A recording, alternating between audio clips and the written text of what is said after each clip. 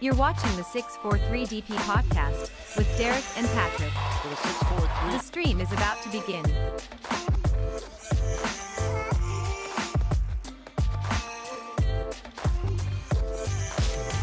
For the 643.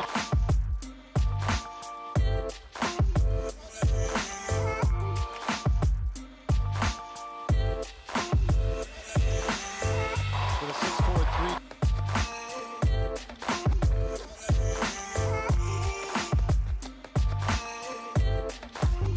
Just what the doctor ordered. For the 643.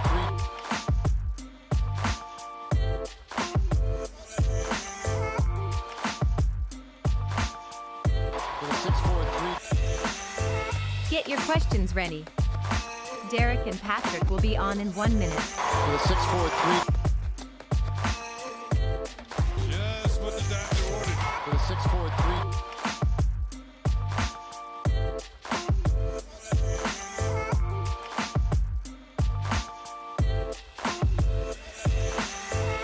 For the 643. For the 643. The stream will begin in 30 seconds. For the 643.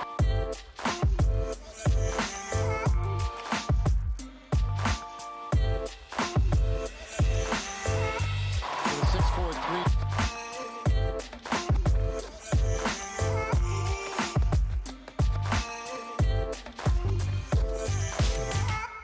Just what the doctor ordered. This is the 643 DP podcast with Derek and For the Patrick. 643. The show is about to begin. Hello, hello, hello. Let's do a little bit of roll call. I'm stealing that from Patrick whenever we do one of these. Got Lori C. We got KG Baseball 2. Got Liam Williams. We're not going to put Nick Monaco's up there. Dirt Bike Nation. Andrew Wallace. We are not watching the game live, but I do have the score pulled up right now. No score in the Yankee game. I'll get to Kluber in a minute, making his debut tonight. Got Fortnite Pro first to comment. That is amazing. How's everybody doing? Let's see. Can you guys hear Patrick? Patrick, can you say something? No, can't hear you. Hang on. Hang on.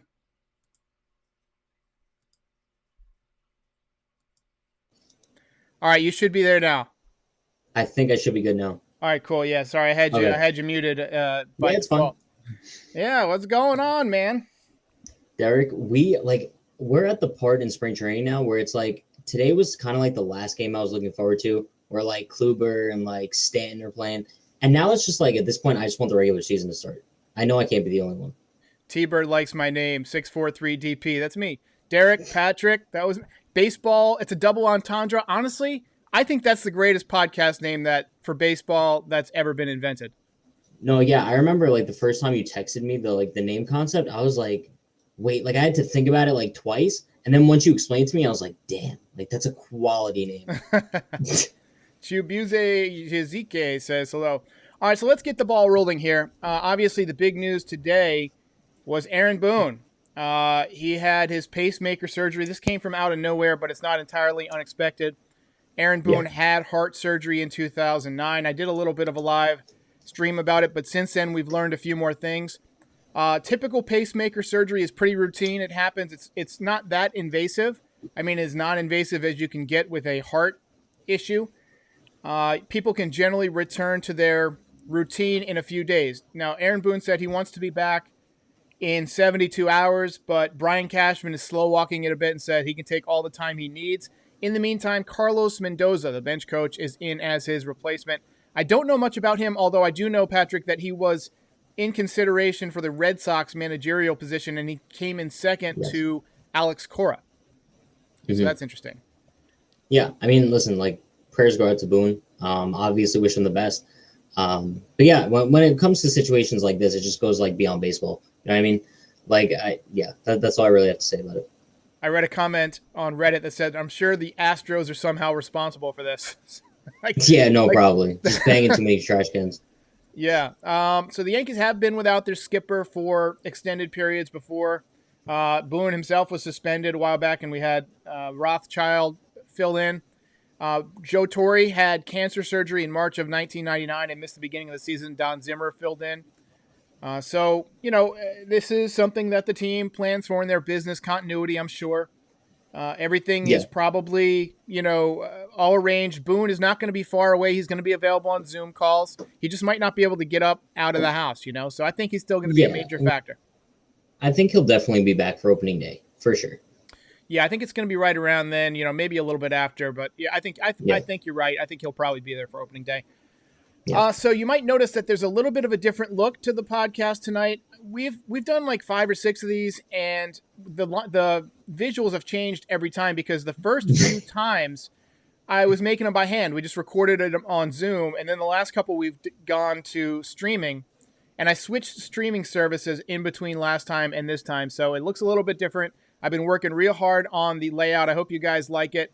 I had a few comments that are like, why do you bring on somebody who's so much younger than you? First of all, Patrick is fantastic. He does this. I'll see my way out. Seriously. Which corner should you go fuck yourself in? Seriously, Patrick. No, I'm out. It's fine. You guys don't want to hear my UFO takes anyway. Right. Yeah. So we'll get to the UFOs in just a second. That's an interesting one. But basically, I wanted to have Patrick and do this podcast. One, because Patrick helped me a lot when I was first getting started. I think I was at like 1,500 subs. And he messaged me and encouraged me. And that meant a lot. Like, encouragement for your art when you're just getting started can be helpful. And Patrick just recently crossed over 1,000. I think you're over 1,100 now subscribers. So Patrick's channel is growing in his own right.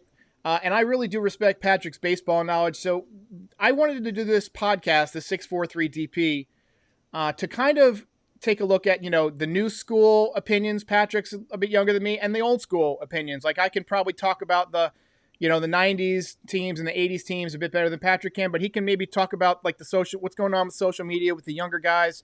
What's the general feeling among his peers? And so I think that this is a really good balance, like a good lineup. We complement each other's skills. So that's what this is going to be about. We're going to be doing Wednesday nights. So for the time being, we're going to do 7 o'clock up until the season. 4 weeks from tonight is the eve of opening day. So, Patrick, we got to come up with something special for that episode. We got to come up. Yeah. And if anybody has any ideas, I urge you to go ahead and put them in the chat. Even better, to super chat. So we got Corey Kluber tonight. Made his Yankees debut. 2 innings pitched against who are they playing? The Blue Jays in Tampa at home.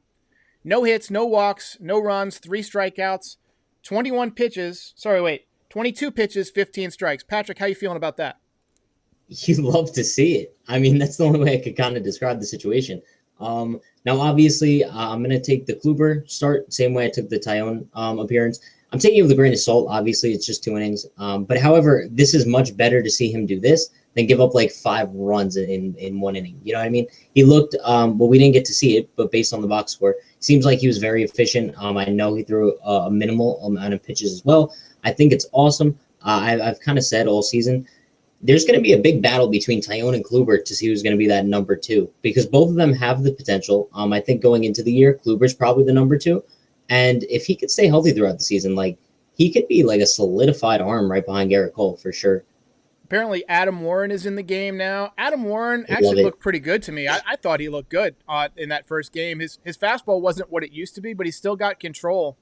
And he still got that good overhand curveball, which, if you can mix in, spot a good fastball and mix in the breaking ball, he's somebody that, if there's an injury or something like that, he might crack the bullpen. I see him possibly being one of those guys that would agree to a AAA contract because he's comfortable with the Yankees and he knows how much the Yankees like to use that Scranton shuttle. So you could see that happening. They would have to play around with the 40-man because he's not on the 40-man. I think that somebody like Justin Wilson is, signing him makes it a little bit tougher for somebody like Adam Warren to make the roster because he is inked to a major league contract. So, we'll see how that works out. One more thing before we get into what's going to be in this episode. We're counting down to 10,000 subscribers. At the time I came on here, we needed 120 for the night to get to 10,000. My goal was 10,000 by opening day. Social Blade had me at 10,000 by March 15th, but it looks like we're going to get there on March 3rd or 4th. So let's hear it. Go ahead and hit that subscribe button if you're watching. But if you have not subscribed, go ahead and hit that subscribe button. All right, so let's. If you guys are watching and aren't subscribed, like, just subscribe. Like, it's as simple as that. Like, just do it. Just do it. Just like Nike. All right. Yeah. Go on, Derek. All right, it helps us out. So here's what we're gonna do. Actually, let me pull up the episode overview here. New layout takes a little bit of getting used to. So first thing we're gonna do, the first topic is the National League's best teams. Last week we talked about the biggest threats in the American League, and then this week Patrick and I did a little bit of research into who's looking good in the National League this year. And then I want to talk about the unwritten rules. You remember that new school, old school thing that I mentioned earlier? Patrick has a little bit different opinion on some things than I do. I feel like some of the unwritten rules could probably go by the wayside at this point, but there's others that I think are, common sense sportsmanship. So I do want to go over this and kind of, get everybody's opinion on some of these. And when we go over that, I'll have a scroll playing of unwritten rules so you can go through and read them for yourselves. We wrote them down, baby. And then finally, a little fun, just because first of all, I had this thought. And Patrick knows what I mean because he talks about Chick-fil-A and stuff. I started a Yankees podcast, but I realized something. It's my podcast. I can talk about whatever I want. And lately I've been watching a lot of UFO documentaries and stuff. And so I figured I would hit up Patrick on UFOs and we would just spend like 20 minutes talking about aliens and stuff because we can. I cannot hit curveball. Straight ball, I hit it very much. What Curveball. movie is that from? That's Oh, come our on. thing. That's Major League, man. That's Major Oh, League. okay. That's Okay. I All should right, know so- that. I should know that. So first topic, I'm going to let Patrick take it for a little bit and tell us about who's tough in the National League West this year. Yeah. So looking at the National League West, the obvious two teams that I think are going to fight for the top of the division are the Giants and the Rockies. No, I'm kidding. Obviously, it's going to be the Dodgers and the Padres. Looking at the Dodgers, they're World Series champions coming off of an awesome year. They only got better, to be honest. The only guy they really lost was Kike Hernandez. And looking at their lineup, it's just as good as it was last year. Still have Betts, still have Seager, still have Bellinger. And then you add Trevor Bauer to that rotation. It's just ridiculous. Like, they're looking at a rotation of Clayton Kershaw, Walker Buehler, Trevor Bauer, Julio Urias, and David Price, with Dustin May as like your sixth man if he needs to fill in at any point. Like, it's just beautiful. I think the Dodgers are probably like the current favorites to win the division.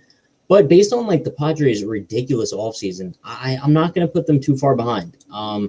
They still have a solid lineup, signed Tatis to that massive extension. Still have Machado, Hosmer, Pham, Will Myers. And then their rotation is it can honestly go toe-to-toe with the Dodgers. It might not be as good, but it's up there. You got Yu Darvish, Blake Snell, Dinelson, Lamet, Joe Musgrove, Chris Paddock.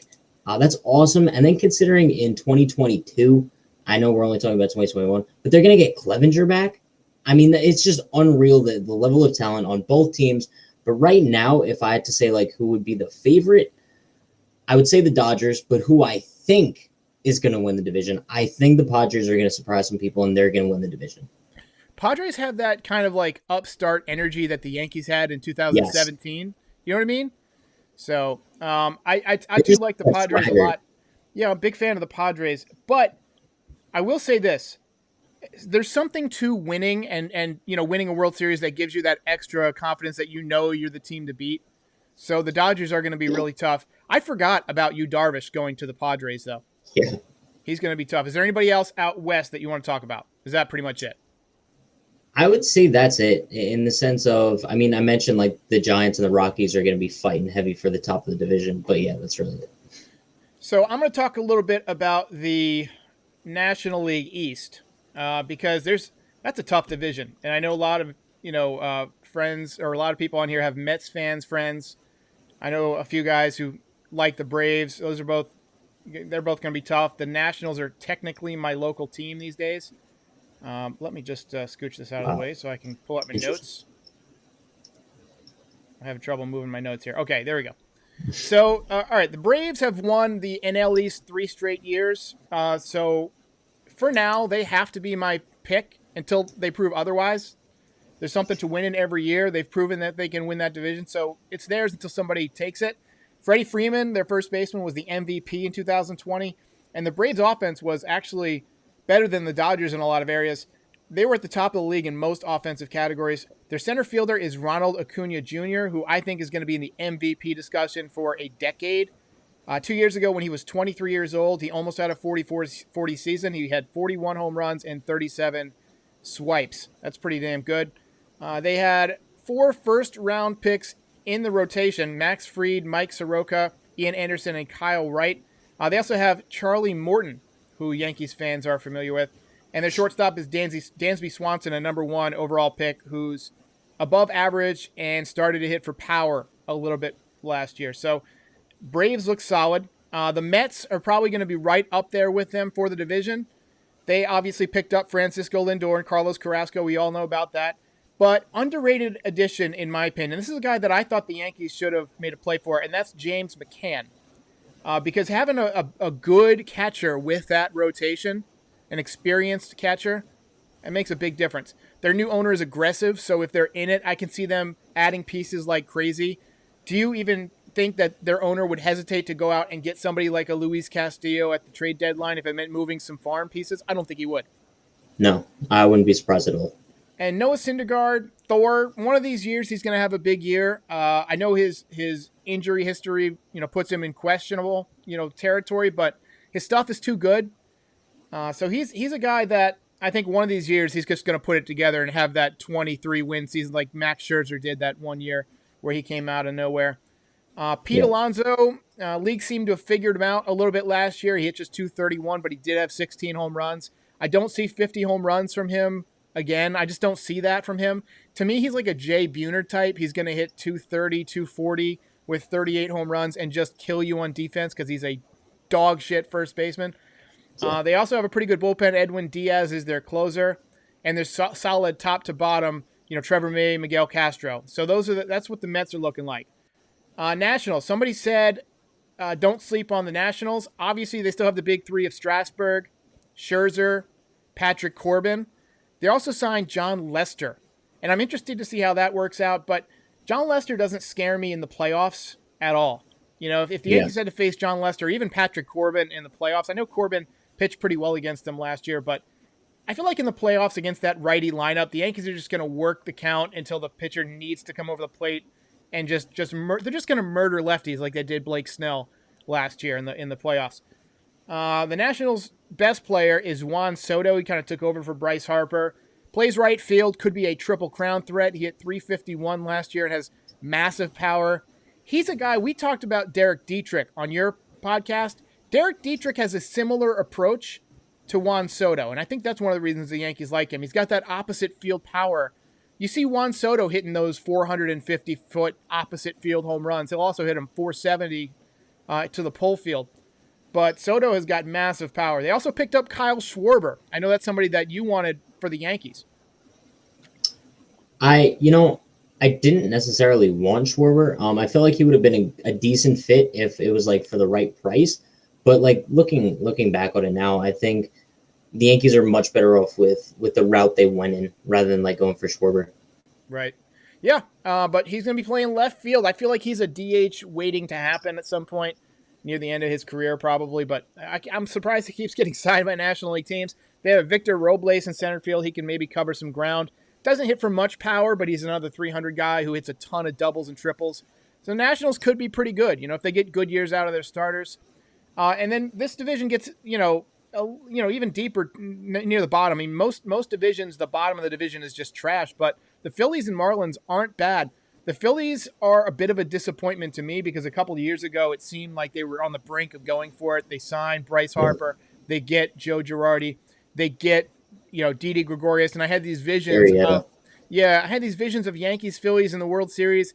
And, I know Philly fans catch a lot of crap. Like, if you've ever seen Bill Burr's rant against the Philadelphia fans, it's hilarious. But Philadelphia loves their sports, and I was kind of hoping that, Philadelphia would be competitive. They've got some good players. JT Realmuto's their catcher. They have Rhys Hoskins. He's got some power. But after Aaron Nola and Zach Wheeler, their pitching is pretty thin. They did pick up Archie Bradley for the bullpen. I like his ability to keep the ball in the ballpark. But again, just not deep on the level of somebody like the Dodgers or the Braves or the Padres. And then the the Marlins, managed by Don Mattingly, my favorite player of all time, the captain. 1985 National League MVP, 2020 Manager of the Year. you think of them as a young team, but their youngest regular is 28. Their catcher and their third baseman. They're actually better. When I was looking at them, I was like, damn, they've actually got a solid roster. They have a bunch of guys in their early 30s who are kind of cast-offs from other teams, but Starling Marte, Corey Dickerson, to name a couple. These are guys who are not bad. Like, they're just the solid type of good baseball guys. I feel like Jeter's trying to model the team after that late 90s team, the Yankees. Really good young rotation. Entire rotation is 26 or younger. 5 guys with an ERA of 3.61 or lower in 2020. Bullpen is a bunch of crafty veterans with good numbers. And Derek Jeter behind the curtain pulling the strings. He's kind of my X factor. He grew a beard, by the way, and he looks weird. Jeter did. He grew a beard. No way. Yeah, let's see if I can entertain the people. I'm going to pull up Derek Jeter's beard. Huh. That's, I wish I could have seen that. The fact that Jeter has a beard is something I'd never assume in my life. All right, so I'm not seeing it on the immediate.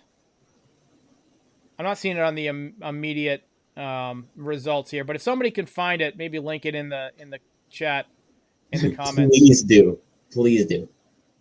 I did see it on Reddit. So, all right, so let's go to topic number 2, but in just a second. Who are you picking for the National League? Who's your pick?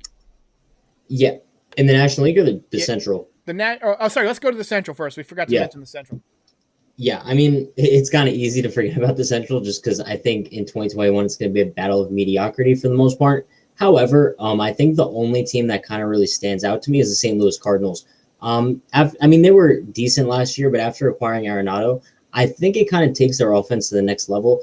We're looking at Tommy Edman, Paul DeYoung, Paul Goldschmidt, Nolan Arenado, Dylan Clarkson, Yadier Molina, Tyler O'Neill, and Harrison Bader. Their rotation is a little suspect. They got Flaherty.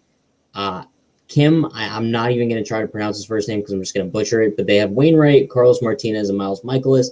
I think looking at their team, like, it obviously doesn't strike you as being the best in the National League, and I don't think that they have any chance of making the World Series, to be honest with you, but it just says a lot that they kind of stick out in that National League Central that's so mediocre. However, looking at the other teams in that division, I think it's going to be very interesting because I think that they're going to determine the trade market. I think teams like the Cubs, the Reds, and the Brewers have a lot to prove in the sense of, come the trade deadline, if they're all so mediocre that everyone kind of feels like they could win the division, the trade market is kind of going to come to a halt because a lot of the big guys who I see being potential targets at the deadline are in the Central, and that's Hendricks or Castillo or Sonny Gray or Corbin Burns, Brandon Woodruff, Josh Hader. These are all guys who are on teams in the NL Central who are mediocre and probably not going to win a World Series in 2021. However, the front office might look at them in the trade deadline and be like, oh, we're 3 games under 500, but only 2 games out of first place, so we're going to hold on to our guys, and it might mess up the trade market a little bit. But yeah, I still have the Cardinals coming out of the Central. Yeah, so overall, I think you said that you thought the Padres were going to win. That's who your pick is for the National League? I think the Dodgers are the favorite right now, but I think I'm going to go with the Padres. I'm gonna take the Braves. I think the Braves are going to surprise some people, and I like Acuna and his just his dynamic ability on the field. I could see them. They're a little ticked off because they haven't gone as far in the last few years as they want to, and I think just that motivation can drive someone. So they're my pick. So we'll revisit this at the end of the year. All right, so let's move on. Topic number 2, the unwritten rules of baseball. Love it. The other day, I did a video because MLB 21, the show, announced that Fernando Tatis is on the cover and all that stuff. Last year, he got into a bit of hot water for swinging 3-0 and hitting a grand slam, which you're seeing right now. And I thought that was the stupidest thing I've ever heard. I've been playing baseball for 30 years, and I've never seen somebody catch crap and have to apologize for hitting a grand slam. How about his manager didn't even defend him? Yeah, seriously, ridiculous. So I thought I would read off, some of the unwritten rules. We wrote them down for the batter and for the pitcher, and then for the fans. And so that the people at home can follow along. Hey, we got Robbie's birthday. Happy birthday, Robbie. So the people can follow along at home, I thought that I would just let it scroll, and then I'll go through them, and then we'll just kind of, stop every now and then. Some of them are pretty much, okay, and some of them probably need some revision. Do not bunt to break up a no-hitter. This one I'm personally okay with. What do you think, Patrick? So when we say we're okay with it, do we mean like we're cool with it happening, or we're cool with like the unwritten rule? No, so I'm okay with that unwritten rule. Like, I feel like that's bad sportsmanship. Guys dominating, but this is one of those gray areas, because if it's a 1-0 game, in the 9th inning, right? Are you not supposed to play baseball? So I think trying to win the game supersedes the unwritten rule. If it's 6-0 and it's the 8th inning, don't bunt. But if it's a 1-0, if you have a chance to win, that supersedes any unwritten rules, in my opinion. Yeah, that's exactly what I was going to say. I mean, if you're bunting with the intention of getting on base so you guys could still win the game, because it's like a 1-0, 2-0, even 3-0 game at that point. But if it's like 10-0 and it's like the 8th inning and the guy's a no-hitter going and you bunt, like that's just wrong. Yeah, so I agree with you there. Okay, do not swing 3-0. Do not swing on a 3-0 count when your team is comfortably ahead. In this one, I feel like this is kind of just pushing it. Like, I don't feel like the opposition should be able to dictate when I swing. I get paid based on my stats, Mm-hmm. If I put up 100 ribbies, that looks a lot better than if I put up 97 ribbies. How about don't let the game get out of hand? Don't put in a crappy pitcher. I'm swinging. I agree. I'm swinging 3-0, and so I think this rule needs to go away. Yeah, I would agree 1,000%. That we know that like no lead is ever safe in baseball. So like if I get a 3-0 cookie right down the middle, like I'm hacking it easily. Right. I saw somebody had 14 runs in an inning last year. It can happen. Yeah. No, I know. Do not spend your time admiring a home run you hit. Basically, no staring at a home run, Reggie Jackson style. No bat flips. To me, this is old school. This is one of those ones where, even though I'm kind of an old school guy, I like to see the bat flips. How fun was Joey Bat's bat flip in that 2016 playoff against the Rangers? Yeah. Was that not amazing? Good stuff. Yeah, no, I mean, I love bat flips in the sense of if you don't want the guy to flip the bat, then like just don't give up the home run. It's as simple as that. Like you want to strike him out, then you could celebrate after you strike him out too. Like whoever gets the last laugh gets the last laugh. It's that simple. So here's another one. Do not steal bases if your team is ahead by a significant amount. This is another one of those gray area ones. What's a significant amount? Who defines a significant amount? Is it 5 runs? Is it 7 runs? Is it the 3rd inning? Is it the 7th inning? If you're up by 7 or 8 runs in the 7th inning, it's a no-brainer. Don't steal the base, because that's it's just bad sportsmanship, right? It's just bad sportsmanship.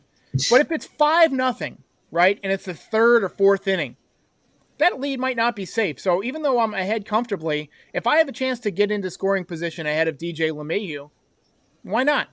Why not? No, yeah, I would agree. I think like a lot of these are so situational. It really depends on the situation, like because it's so subjective in the sense of like what do we consider like a significant lead? Because some teams might consider it like 4 runs, other teams might consider it not significant until it's like 15. So if you're up by 15 and you're stealing 2nd in the 7th inning, like yeah, that's wrong. But yeah, for the most part, I think it's stupid. All right, next one. Do not swing at the first pitch of the at-bat if the pitcher has allowed back-to-back home runs. That's when it feels like it's, favoring the pitcher. How about the pitcher just makes a good pitch if you've allowed back-to-back home runs? How about you retighten your focus a little bit? No, yeah. I feel like a lot, like all these rules are just like so, like, I don't know why they're all to defend the pitcher. Like, why does the pitcher get so much leeway with everything? I feel like because he's out there alone, he's control of the pace of the game. And so is the hitter, though. Right. You don't want the pitcher getting pissed off and beating somebody, I guess. But look, to me, if you've allowed back-to-back home runs, maybe there's a couple solutions to that problem. You can either dust off the next guy, give him a bow tie, make it a little uncomfortable for those hitters that are obviously feeling too comfortable, or you can make a good pitch. Pitch better. Yeah, throw a slider on the outside corner, and it's not going to get hit for a home run. Literally. Do not work the count if a team is winning or losing by a significant amount. Again, this is one of those ones where you hit the way you hit. I'm not going to give away an at-bat because the other team is getting their ass kicked. You should have played better. It's on you. It's on you. Yeah, these are genuinely like bothering me because it's like what? Like, why am I just gonna strike out on purpose because we're winning or losing by a significant amount? Makes no sense. Derek, I'm getting heated. Yeah. This one's gonna really piss you off because it's just some macho dumb crap. Do not rub the spot where you were hit by a pitch. It hurts. What? It hurts. Is that actually an unwritten rule? It's an unwritten rule. I got it. This is I've never heard that. Courtesy of Wikipedia. I've been hit by several pitches. I remember I got hit one time so hard on an elbow. It was the day after David Cohn threw his perfect game. I was playing at a tournament in Myrtle Beach, North Carolina. And I took a fastball, probably 85 miles an hour. Not that fast, but I took it off the back of the elbow. And by the time I got to first base, I had a lump the size of a golf ball just coming out of my elbow. And my hand was clenched because I couldn't open it. Like you get those like firecracker, yes. beads. And I just, it was like hitting your funny bone, but with a hammer at full strength. I got hit in the same exact spot. I could not feel my, like, everywhere from like my elbow down for like the entire day. Yeah. And the next inning, there was a fly ball that hit to me actually. And I tried to put my arm up to like catch it and I couldn't open my hand because my hand was messed up and the ball went off my glove. And then my coach yelled at me after the inning, to catch with two hands, which I probably should have, but still. That's brutal. If you get hit by a pitch, it hurts. Just you do what you got to do to make it feel better if you got to stay in the game. Yeah. Some of these are just so dumb. This one's the dumbest one of all of them, I think. Do not walk in front of a catcher or umpire when walking to the batter's box. So intentionally take a longer route. If I'm coming from the Yankees dugout and I'm hitting in the right-hander's batter's box, I'm not allowed to cross over home plate or cross in front of home plate, even if there's nobody on base, because maybe I'll obstruct the view of the catcher or the umpire or something. But I don't get it. I just don't get the point of that rule. Baseball sucks, bro. It's so annoying. Baseball's the best. Baseball doesn't suck, but some of these rules suck. Do not stand on the dirt near home plate when the pitcher is warming up. Now, this one, as a pitcher, I get it. Back in the day, I want to say it was late 90s, there was a guy warming up in a college game, and the hitter got too close, and so the pitcher drilled him in the face, and he actually shattered his eye socket. God. He ended the guy's career. Like, he broke all his teeth. The guy was on like a D1 scholarship. He lost his scholarship, all that stuff. And it was because the guy was standing too close to home plate as he was warming up.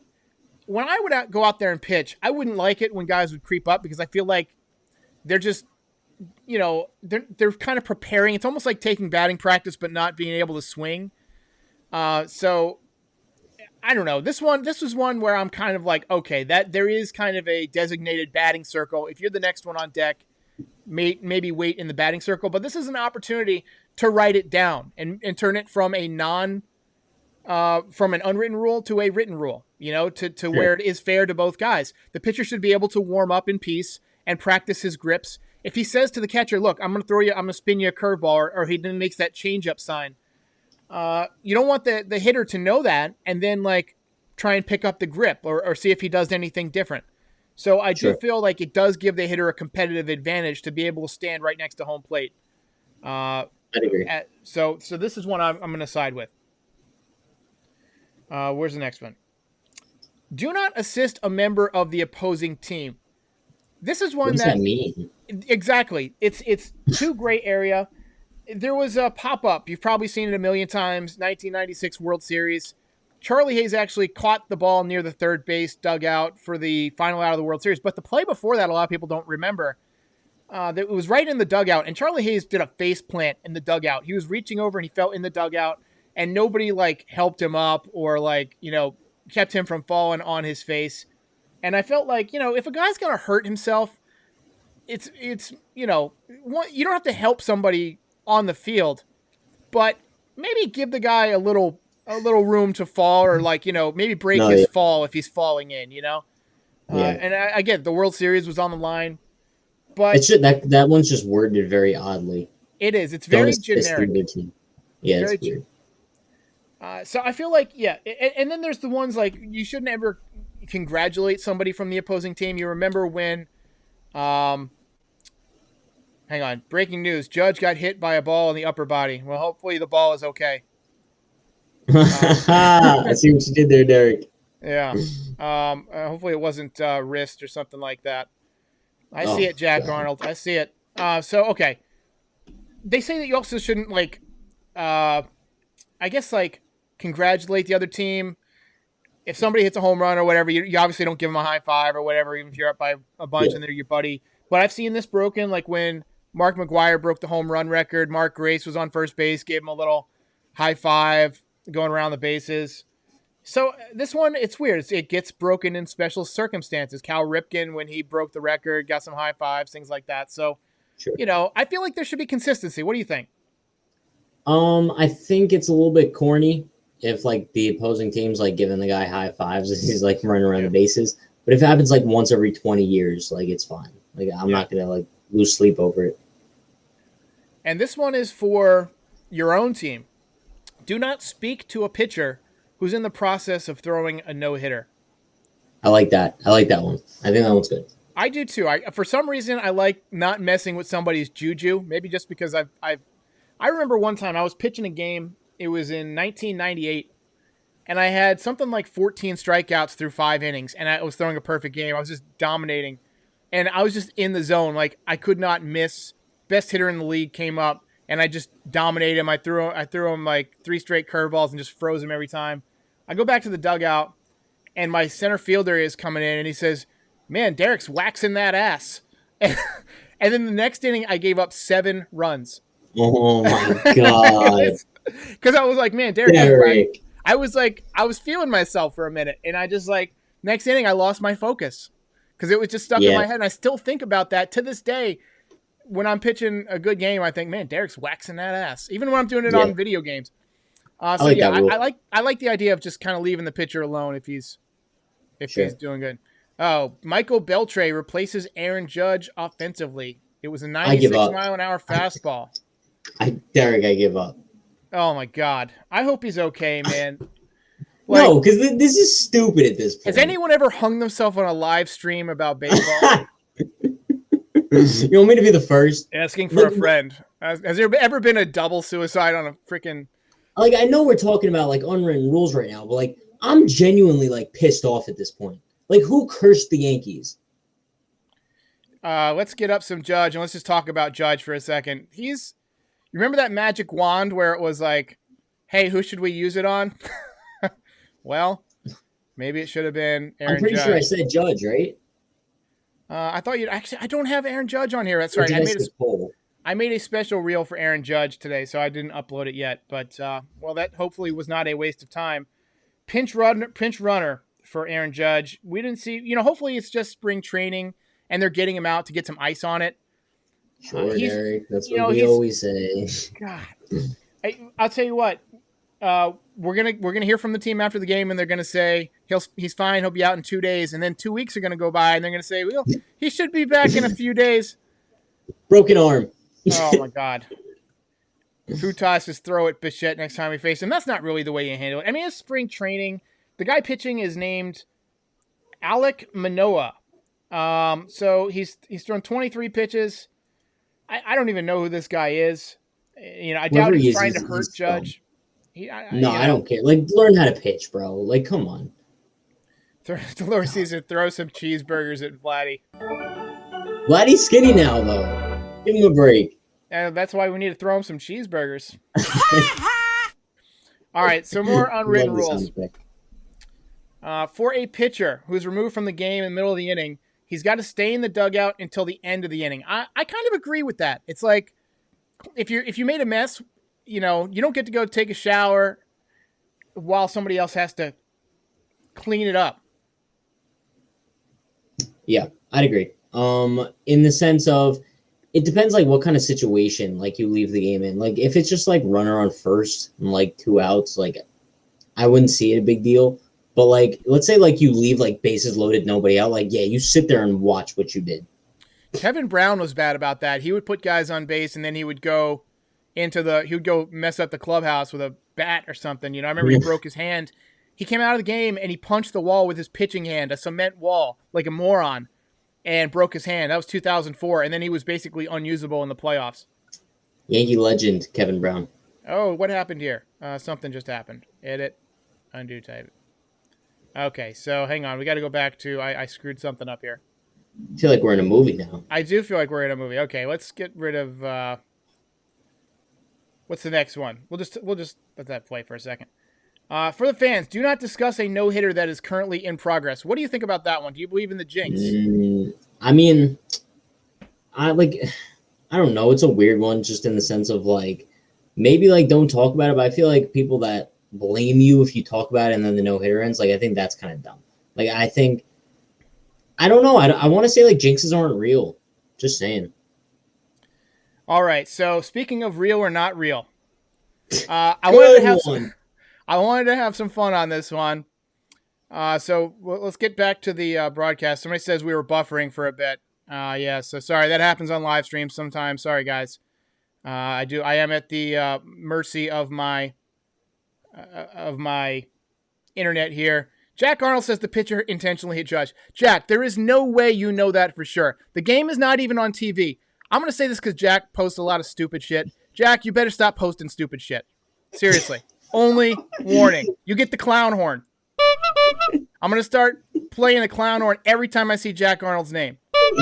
Poor Jack, bro. Jack, stop. Just man. Stop. It's spring training and he's a minor leaguer, as Daniel's saying. Clown comment, bro. Okay, so let's say UFOs. What are your thoughts? Just give me your thoughts, man.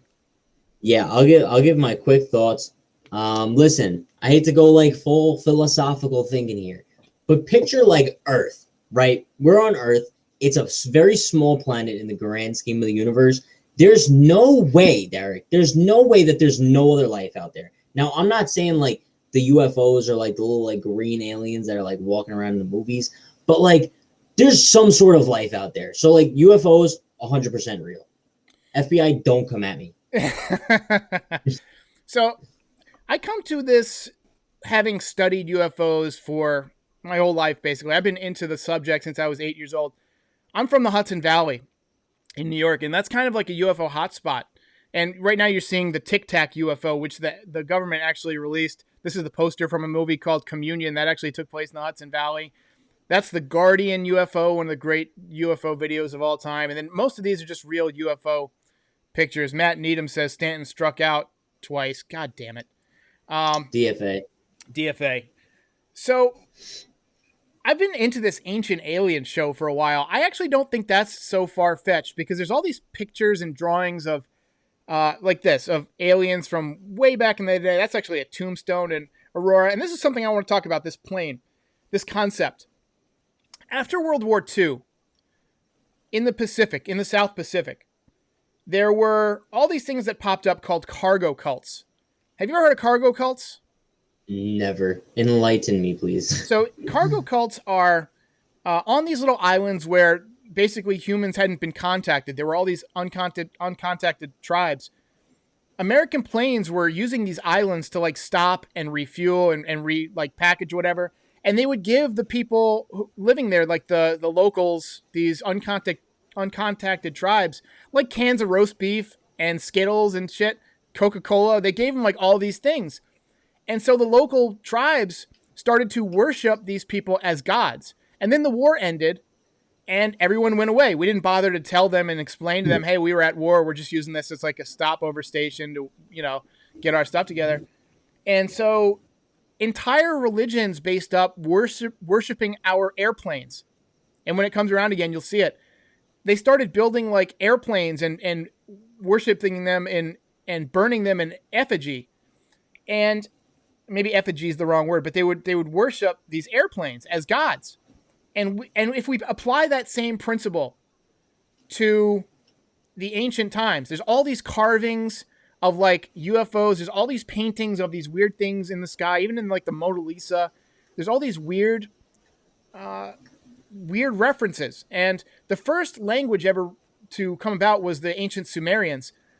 And their first thing that they wrote down was basically their origin story, which is that they were an undeveloped species and these gods came from another planet and needed gold, and so they basically made this worker race to mine the gold for them, and then as a gift, they gave them the power of speech. They like modified their DNA and set us on this course to evolve.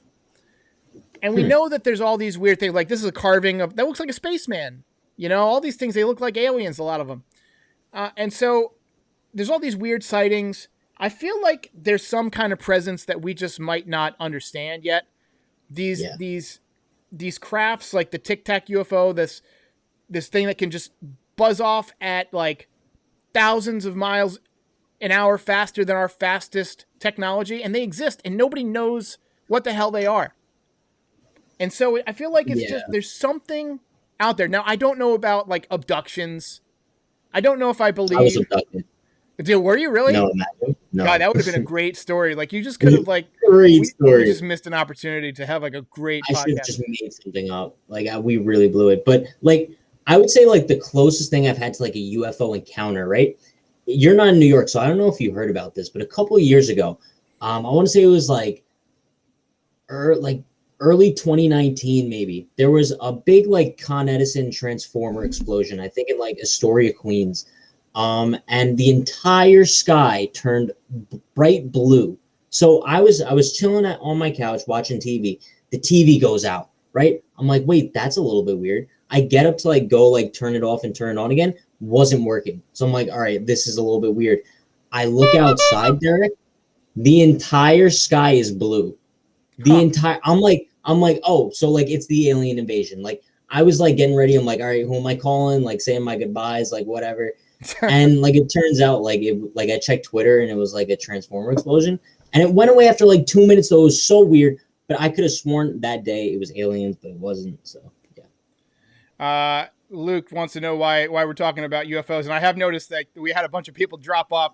So people thought we were going to talk about Jason Dominguez. No, talking about aliens straight up. It's February. It's February. Lori says it's your channel. You talk about whatever you want. Damn right. Yeah, and to anybody who's got a problem with it. Are you crying? There's no crying. There's no crying in baseball.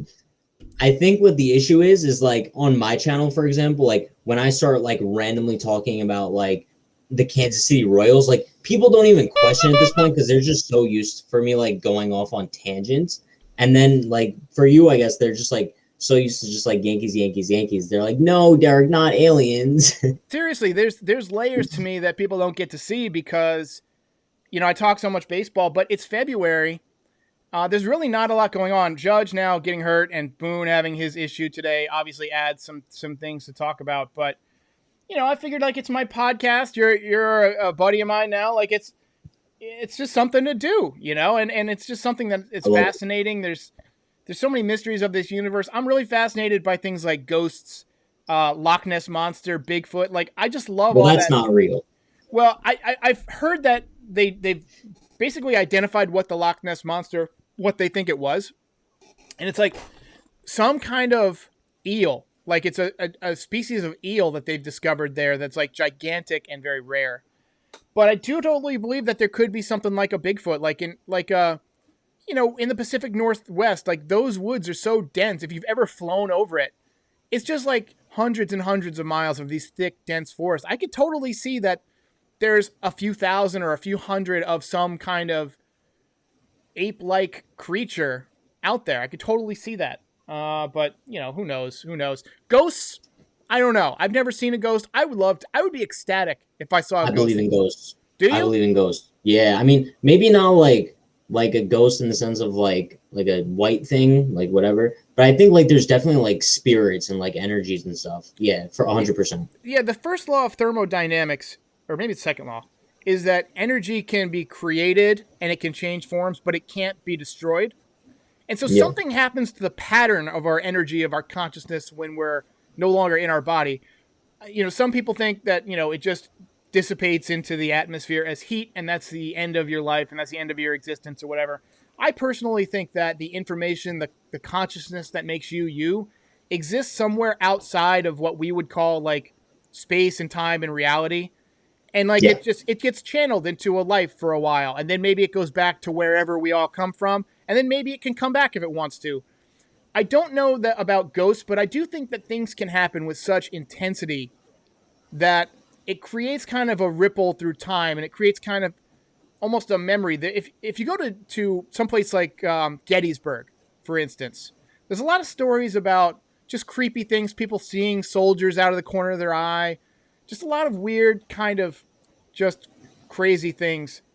So I feel like there's something out there that we don't understand. So, all right, let's open it up for audience Q&A. We'll get back to baseball for a minute, but let's open it up.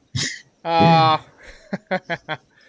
right, let me just put up my right screens here. Boom. All right, Ancient Aliens is interesting. So we will. So somebody said, I forget who it was. It might have been the clown. He was saying that when people poor Jack, bro. He was saying that folks were booing the pitcher that hit Aaron Judge because he did it on purpose. No, they were booing because he hit Aaron Judge and because it's a Yankees home park. Oh, are they home? They're at home right now. They're playing in Tampa under the lights. So then why is it not televised? I don't know, man. I have no idea. They should just televise all the spring training games, in my opinion. Even if it's just how great would it be if there was just a feed like from the press box of the game? Like you don't even need announcers. Yeah. That would be beautiful. Exactly. That's how frickin' John Boy got famous. Is like he did that Savages in the Box thing because he turned off the announcers on the broadcast and recorded it.